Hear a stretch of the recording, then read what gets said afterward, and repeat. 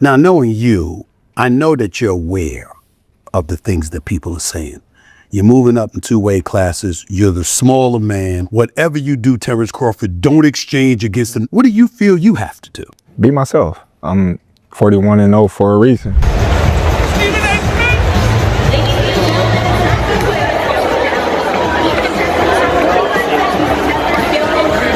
Mayweather was undefeated for the last half of his career. For over 2 decades, everyone believed that Floyd's 50-0 record would never be overshadowed. He was the ghost in the ring, a defensive magician who made legends look ordinary. But after one historic night, a single explosive statement from the only man who faced them both threatened to tear that entire monument down. The debate wasn't just about who was better anymore, it was about whether Mayweather's entire era had just been eclipsed. The firestorm began the moment Terence Crawford's hand raised against Canelo Alvarez, after a massive performance where Crawford had done what many thought was impossible. Terence Crawford is the best fighter on the planet. Pound for pound, he's that dude. In this 4-belt era, he is now the undisputed world champion 3 times over. 140 pounds, 147, now 168 pounds, claiming all the belts. You don't see people doing that very often. Going up against a guy who was perceived as being bigger and stronger, Crawford was strong. Crawford was strong enough to fend him off, strong enough to make him respect his own power. He used his jab, he used his distance.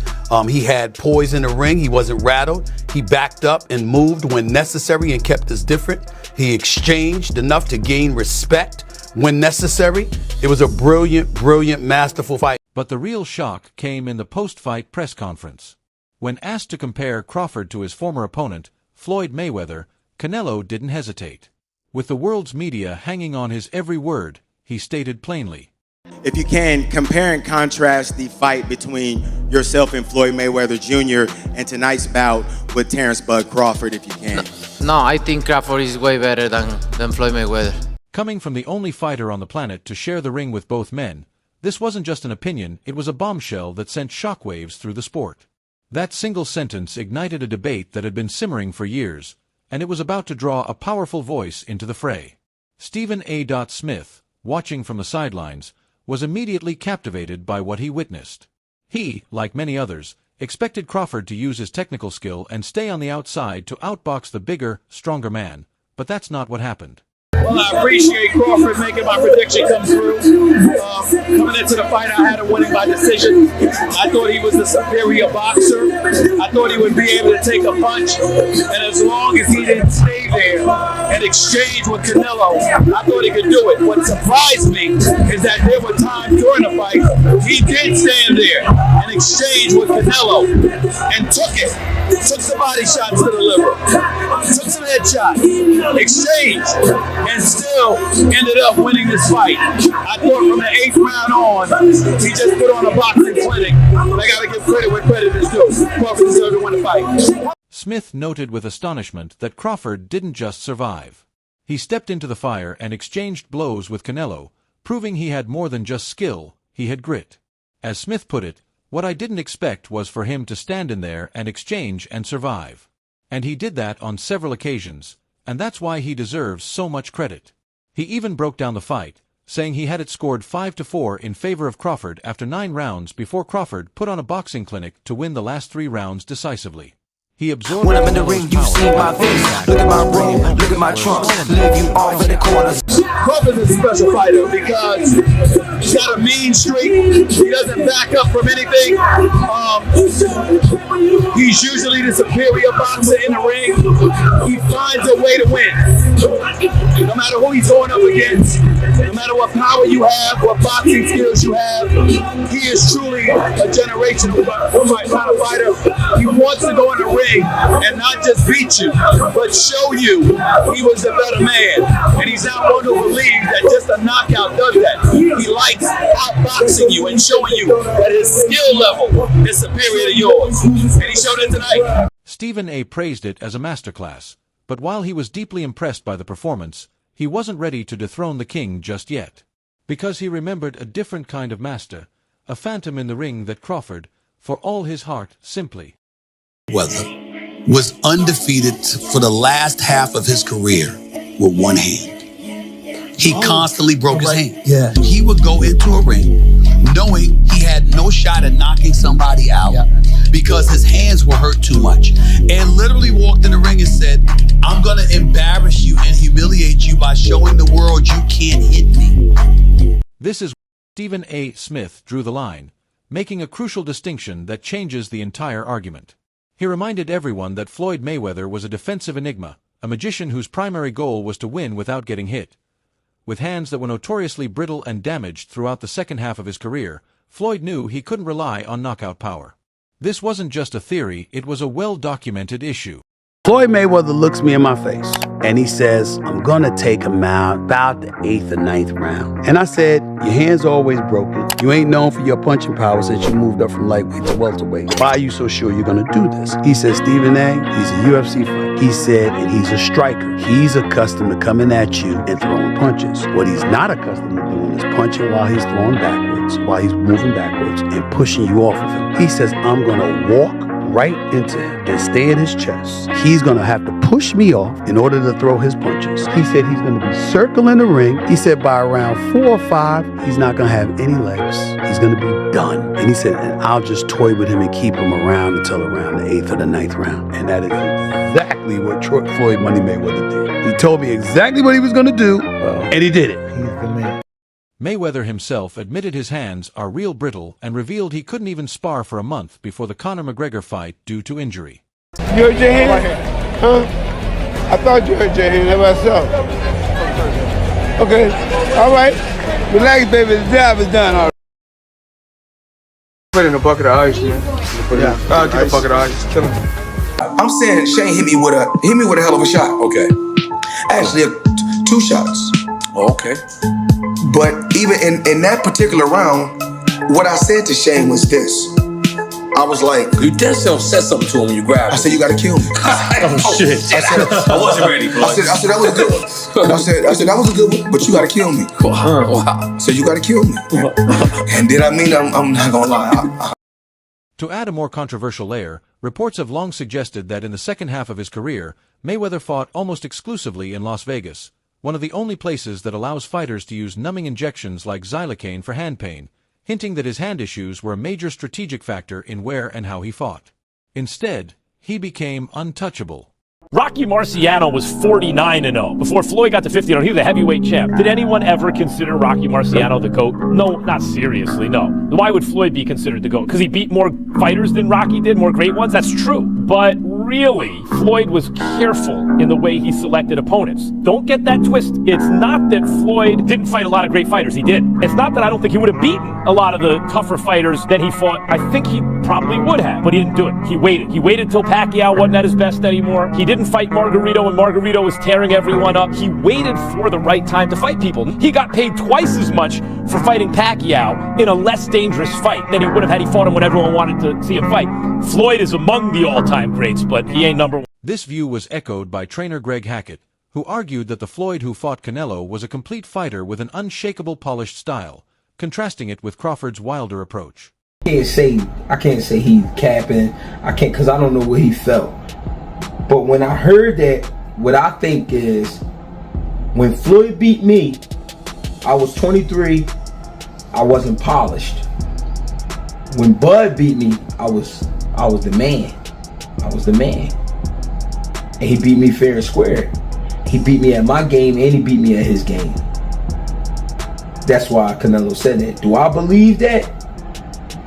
It's tough to believe. But I can only take Canelo's word because he's the man that's been in the ring with both of them. But I understand why he said it. I was a kid when I fought Floyd. He wasn't a kid literally, but he was young. He was young. There was a lot he didn't know. There was a lot he didn't understand about boxing that he later on learned and got better. But Bud beat the better version of me, even though it's the ran down version. I'm saying that because it is some wear and tear there with Canelo. I've been saying it the whole time. When a guy got almost 70 fights in current time, with all those big camps he's been doing and all that, trust me, it's some wear and tear there. I'm not making excuses for Canelo. I'm just saying, I don't know. That's what it gives it that air. I also think you got to remember when you talking about a Mexican fighter, they big on punishment. He might also feel Crawford punches harder than Floyd and took more chances than Floyd took. Floyd really was super speed that night. Everything speed, and it irritated Canelo because Canelo couldn't do what he wanted to do, and he looked nothing like himself. Like I said, I think it was just times where Canelo felt like, damn, I could have had him. With Floyd, I think he felt like paralyzed. Like, damn, I can't catch this motherfucker. He too fast. But with Crawford, I felt like he maybe was saying, damn, I could have, if I would have threw this, or if I would have did that. You know what I mean? Because it was times Crawford sat there and caught a punch and countered back. Yeah. You know what I'm saying? He let Canelo throw. Like, go ahead, throw your shit. He caught that shit, boom, and come right back with the hook. The same shot he caught Earl with. He was touching Canelo with some of that same shit, man. And it was just like, and it was times where Crawford was imposing himself on Canelo. He was stepping to Canelo at times. He didn't do it the whole fight, but I'm just saying it was times he stepped to him. Floyd did too, but Floyd just was so fast, so much faster, and the education was like totally different. Like when Canelo fought Floyd, Canelo was in middle school. He wasn't even, you know what I'm saying? Floyd by that time was already a Harvard graduate. You know what I'm saying? So. In Stephen A's own words, I can't say that. I think that Floyd Mayweather was such a magician defensively. And we have to look at Floyd Money Mayweather in this regard. Once he moved up to welterweight, his hands were always damaged. So he kind of knew he wasn't going to be able to knock you out for the most part. And still, he walked into the ring and put on masterful performances because he was so superior, skill-wise, and defensively, you can't say enough. Tonight with Crawford, for example, we saw him take a punch on several occasions. With Floyd, we didn't see that too often because you couldn't hit him. That's the difference. Crawford, on the other hand, took punches from Canelo. He proved his chin and his toughness, but in Stephen A's eyes, the fact that he had to prove it was the very thing that separated him from Floyd. Before the debate could get any more heated, many pointed to a simpler truth. The two fighters were products of different times. This wasn't just about skill, it was about eras. Terence Crawford himself acknowledged this with a level of respect, stating, "Floyd is the best fighter in his era, and I feel like I'm the best fighter in my era." He just got something that I want. And it's not just the title, it's what else? It's everything. He got everything. And I'm coming to get it. When you beat him, you'll have everything? That's right. This perspective adds a crucial layer of nuance, suggesting that greatness isn't a single linear path, but a title that belongs to the specific time a fighter dominates.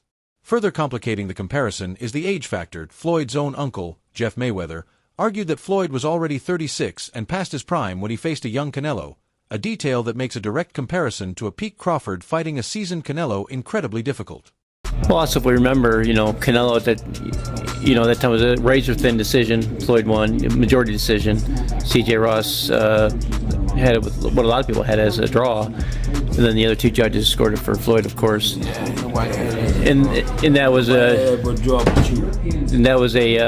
Floyd at the top of his game with a very green Canelo with very little experience, and he still took him, into deep waters. So what was Canelo? What, 20-something? 20 what? 23? 25? Yeah, he was. Very, very young in the game, obviously. Very young. He had more fights than Floyd, and he lost. Yeah, but man, that was 30-something years old, 36. But Floyd was clearly at the top of his career, and Canelo had fought a lot of people. But how you at the top of your career in your prime? You ain't in your prime when you're at 36.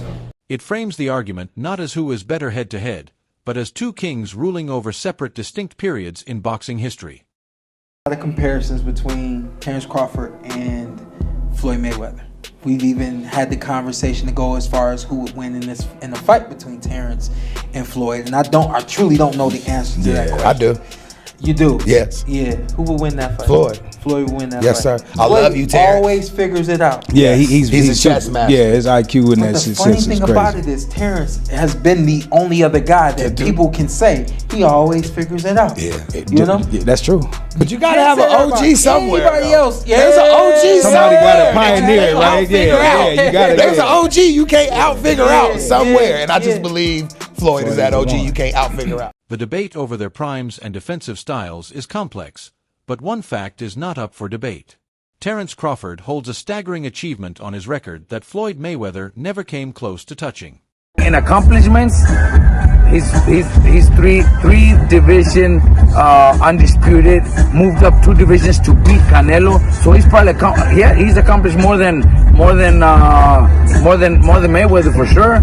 Mayweather never became undisputed, but that doesn't mean he's better than Mayweather. I think in a fight at welterweight, Mayweather in his prime would beat Crawford, and Pacquiao in his prime would probably beat Crawford. But Crawford has accomplished more. By defeating Canelo, he became the first male boxer in history to be crowned the undisputed champion in 3 separate weight divisions. The victory was so monumental that one of modern boxing's most influential figures, Turki Al-Sheikh, immediately deemed Crawford the fighter of the century. To make this accomplishment even clearer, while Mayweather won titles across an incredible 5 weight divisions, he was never the undisputed king holding all 4 belts in any of them. Crawford, on the other hand, collected every single belt in 3 separate weight classes. It's a powerful contrast that speaks volumes about their legacies. This wasn't luck, it was meticulous preparation. Crawford later revealed the intensity of his camp, explaining his team focused entirely on strength, ensuring his body was prepared for whatever onslaught Canelo would bring. This feat etches Crawford's name in the history books with a distinction all his own, proving he conquered entire divisions in a way that even the great money Mayweather did not.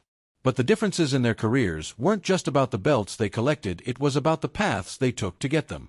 Floyd Mayweather brother was more than a fighter, he was the CEO of his own legacy. As analyst Max Kellerman pointed out, once Floyd moved up from the lightweight division, his career became a masterclass in strategic matchmaking. He picked his opponents, chose the timing, and controlled every aspect of the business, ensuring the risk always justified the reward. It's wild, because if you look at Floyd's resume, it's much deeper than Crawford's. And Floyd was faster and he had a better defense and all that stuff. But Floyd picked and chose when he fought guys, especially once he left lightweight. He wiped out the junior lights, bring him. Lightweight, he jumps up to Jose Luis Castillo first thing. A lot of people think he lost the first fight, then he won the rematch. But once he left lightweight, he was careful about when he fought guys. So even though his resume is deeper with names, people remember, but he didn't want it with certain dudes at certain times. This strategy, however, has drawn fire from the new generation. Active superstar Ryan Garcia delivered a shocking take, stating that Mayweather mastered the art of knowing when to fight somebody and knowing when not to fight somebody, accusing him of changing the sport for the worse by avoiding fighters in their absolute prime. Y'all talking about this kid Ryan Garcia. Tank got his followers from kicking ass. Ryan Garcia got his followers from YouTubers. There's a difference. So you want to be a YouTuber or you want to be a fighter? Tank is a fighter. How did Gervonta know that my rib got separated while I was in the fight? Or before the fight? How do you think they got the information? You got to pay. Who do you think told me that they paid? So I know how much money it takes to betray Ryan Garcia. I know a little glimpse. Crawford, on the other hand, has been a force of nature, willing to fight anyone to prove his dominance. In a prime versus prime matchup, the physical statistics paint a clear picture. Crawford is 1 inch taller, but more critically, he possesses a 3-inch reach advantage, a significant factor in a technical boxing match that even a prime Mayweather would have struggled to overcome. His resume is deep, but it's a carefully curated list. 4 years, fans and critics witnessed him calling out the best, willing to fight anyone and everyone to prove his dominance. Beyond his fearless mentality, analysts and former champions also point to his significant physical advantages. As boxing legend Shane Mosley stated, I think Crawford is better. It would have been a tough fight, but I think Crawford would have the edge over Mayweather because of the long arms and because it's bigger. But Mayweather is definitely a technician. I mean, like Crawford said, Mayweather has his era, And Crawford, this is Zara. While Mayweather was an architect building a perfect, impenetrable fortress, Crawford was a conqueror, marching into any territory and taking it by storm. Despite Crawford's historic rise, a vocal group of skeptics in the boxing world refuses to entertain the comparison. They claim the only similarity is that they are two great black fighters, but stylistically, they are worlds apart. Analyst didn't mince words, stating, Terence Crawford is not Floyd Mayweather. They're just both black. That's the only similarity they have. These critics point out that Crawford seems to enjoy the scrap. He gets hit, sticks his tongue out, and engages in brawls. He fights with low hands at times and is willing to trade in the pocket. Mayweather's entire philosophy was the polar opposite. He was quicker, sharper, and possessed a defensive IQ that some argue is the best in history. To these observers, the constant comparisons are not a reflection of reality but a product of hype, fueled by fans desperate to crown a successor to Floyd's throne, as if Thane Ring debate wasn't enough. The Crawford-Canelo superfight was surrounded by its own share of drama and controversy. Before the first bell even rang, whispers of a judging scandal emerged. The officials appointed for the bout were the same ones who scored Manny Pacquiao's controversial draw, leading to widespread concern that their scoring style might unfairly favor Canelo. The drama then spilled into the world of high-stakes betting when streamer Aiden Ross was caught in a firestorm of allegations. Ross, who had a $1 million bet on Canelo, was accused of insider trading after a mysterious phone call allegedly prompted him to switch his bet to Crawford at the very last minute. Jordan, we're switching the bet. Huh? We're definitely switching our bet. What? What you mean? No. Don't stay with Canelo.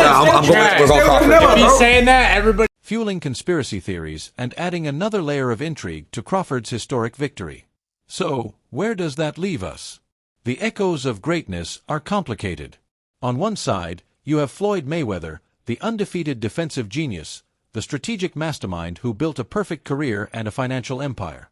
On the other, you have Terence Crawford, the versatile aggressive warrior who became the first man to conquer 3 divisions completely, taking on all challengers with a relentless spirit. Stephen A. Smith's warning wasn't just about a potential fight, it was about the very definition of greatness, as it the untouchable artist who never showed a single flaw, or the undeniable conqueror who walked through fire and claimed everything in his path. The final answer may not be found in their records, but in what each man forced us to believe was possible inside the ring. So that's all from today's video. If you enjoyed it, remember to leave a like, subscribe and ring that bell icon so you never miss our upcoming videos. And don't forget to share your thoughts in the comments section. Stay tuned and we will catch you in the next video.